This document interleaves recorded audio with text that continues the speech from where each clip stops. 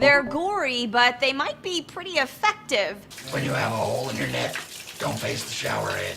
This Tips from Former Smokers ad, and many others like it, was part of the first federally funded national anti-smoking effort. U.S. health officials say the images in the graphic anti-smoking campaign have persuaded 1.6 million people to attempt quitting cigarettes. According to the Centers for Disease Control and Prevention, personal efforts to stop smoking rose 12% after the ads aired on national cable and local television channels last year.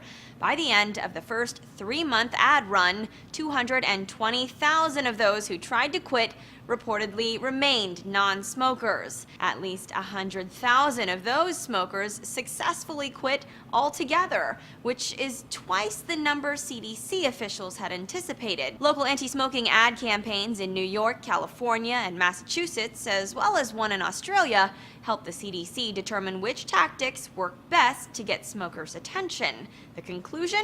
Focusing on the efforts of smoking-related diseases rather than the overall risk of death has greater impact. The national campaign cost $54 million, mostly funded by the Affordable Care Act. The CDC has run anti-smoking public announcements in the past, but as Bloomberg reports, major ad buys had been largely left to private groups, most notably the award-winning American Legacy Foundation's Truth Campaign in the early 2000s. That national campaign was funded by the master settlement agreement reached after states sued tobacco companies. And the CDC says while the multi-million-dollar campaign may have been a risky move initially, the ads will pay for themselves in a few years by reducing healthcare costs if they continue being this successful. 1/3 to 500,000 years of extra life have been added for the people that quit. On average, smokers who quit cost $1,000 less to take care of each year than people who still smoke. And according to USA Today, the ad model could be extended internationally, helping middle and low-income countries that are facing similar tobacco epidemics